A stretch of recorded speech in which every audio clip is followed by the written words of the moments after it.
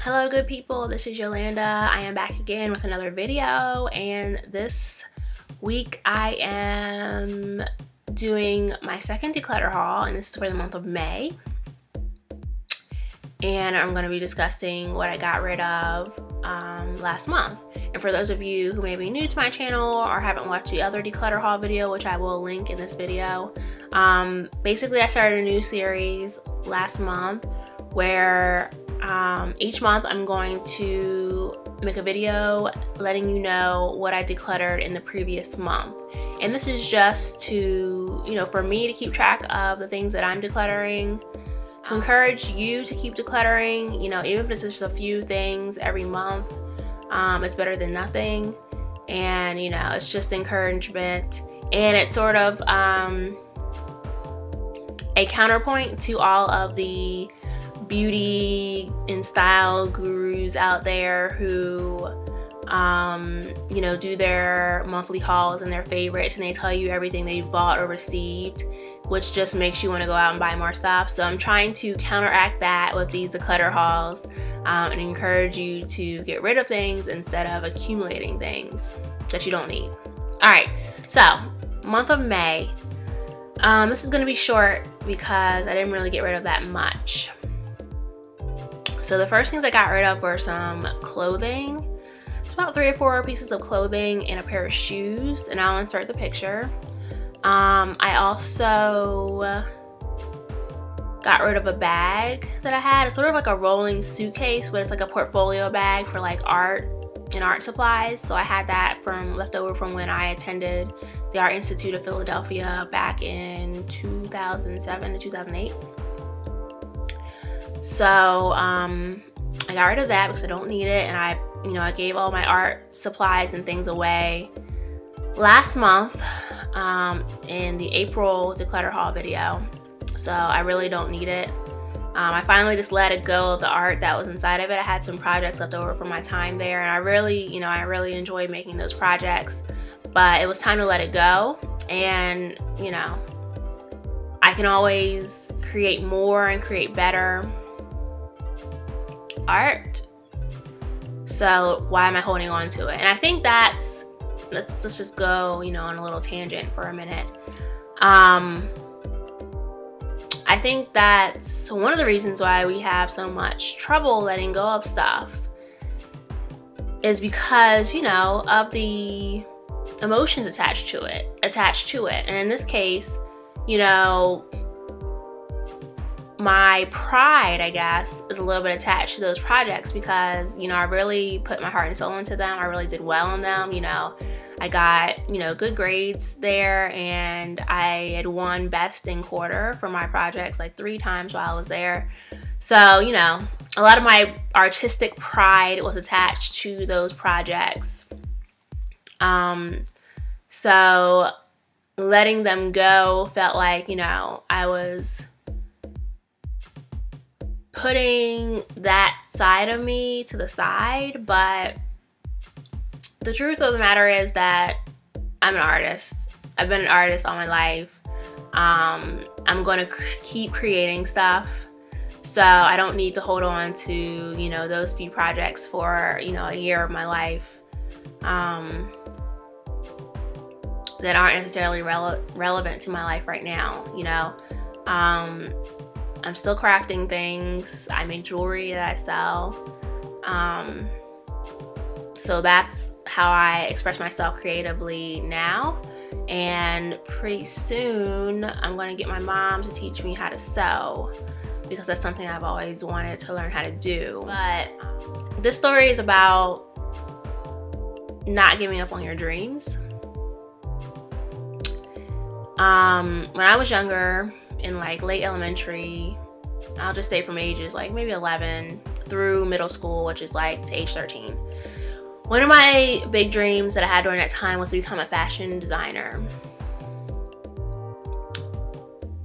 I love fashion, not necessarily the consumption part of the fashion industry and the materialistic part of the fashion industry, but I just love art, and I look at fashion as art. I love looking at like Vogue magazine and Harper Bazaar. I love seeing how they tell stories through clothing and how they just put a set together and style things. So I like that part of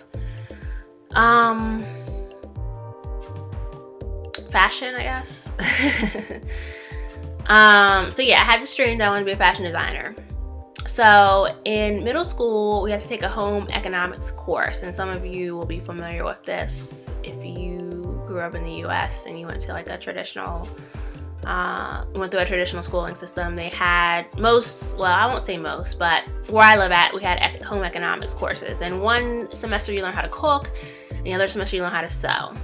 So in my sewing portion of the class, we had to make a pillow, and my pillow was 2 peas in a pod, so it was like a little rounded type of pillow. I had the hardest time trying to sew straight lines and sew this correctly. It got to the point where I just gave up and I never finished the project, and I actually got my first C in that course because I didn't finish my pillow project. And I just felt so defeated at that time. I felt I can't even sew a straight line, so you know, how do I think I'm going to be a fashion designer?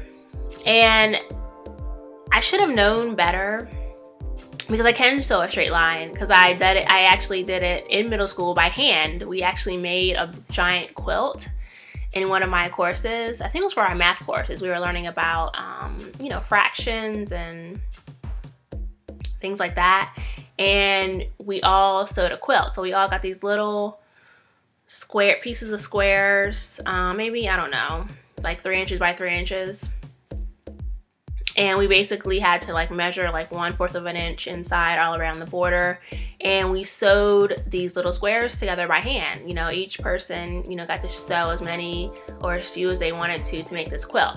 So I do know how to sew by hand, and I know how to sew a straight line.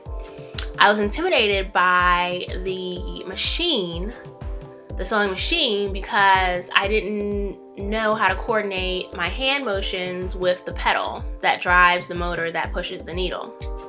So that's why I was having trouble.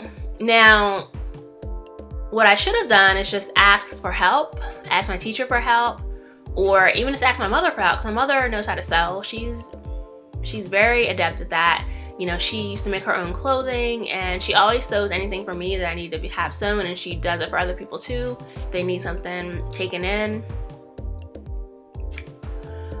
or created. So, you know, she's very adept at this. So why didn't I ask her for help? I don't know. Why didn't I ask my teacher for help? I don't know. I just gave up on my dream. And I just think it was just immaturity and lack of self-confidence in myself.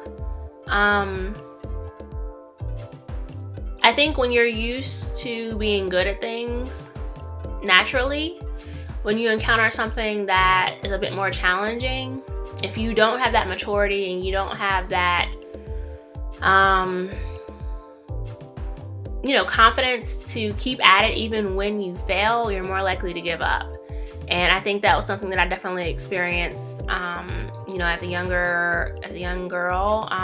If I wasn't good at something naturally, you know, I just gave up after a while. So I gave up on this dream, which brings me to, let me bring you a little bit further to this story, which is when I went to the Art Institute of Philadelphia. So I rebirthed this dream in me, but because I still, you know, lacked that confidence, I said, you know what? I'm gonna do fashion. I'm gonna go to school for fashion marketing, not fashion design, because I know I can't sew, right? Telling myself I couldn't sew. So I went for fashion marketing, loved it.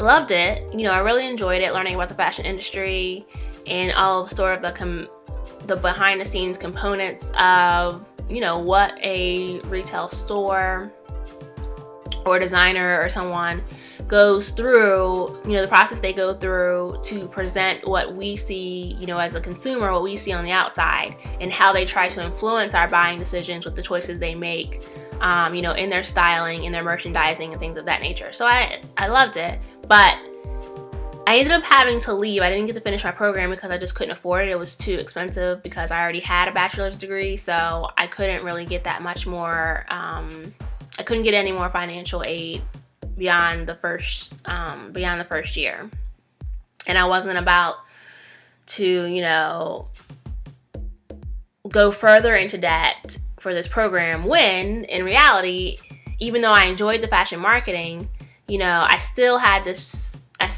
really in my heart, deep down, even if I didn't want to admit it, I still wanted to be the fashion designer, you know, and I used to take courses with the fashion designers because the fashion marketing and the fashion design programs overlap for some courses in the beginning.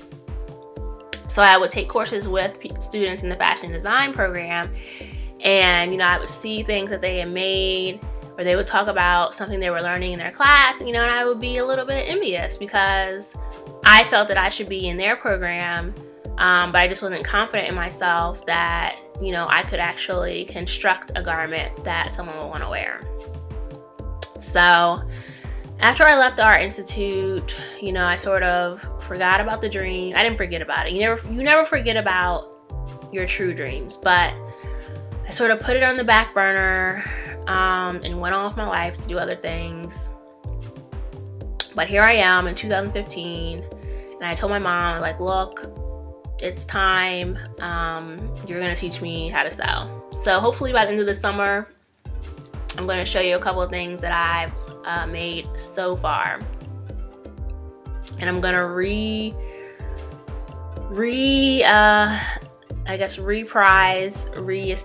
that dream that I had, and, you know, get away from my fear of not being good enough to make something, because I know I can do it, you know. Alright, so that tangent's done. The last thing that I got rid of for the month of May is these stack of books that I'll put up on the screen somewhere. These are like, I have like maybe 5 more books. After I gave away this stack that I put on the screen, I still have about 5 more books that I own.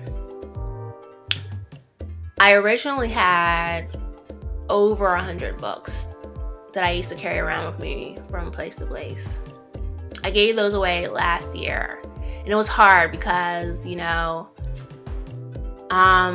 just as much as I like to make art, I also like to read. A little bit of a nerd. So I had tons of books, and again, these books are related to my pride, because all the books that I had, I would say I probably read 90% of those books at least once, if not multiple times. So carrying around all these books that I have read was a source of pride for me, because I could say, you know, look how many books I've read, look how many books I own. You know, and beyond that, you know, even beyond just the books that I own, you know, over the course of a lifetime, you know, of my lifetime so far, I've read tons of books, but I don't have all of them to show for it. So I had to ask myself, you know, why are you still holding on to these particular set of books? So last year, I took them all to my public library and donated them. All right, that's all I got rid of last month. So I will see you next month when I show you what I got rid of in June. Thanks for watching. Have a great day. Peace.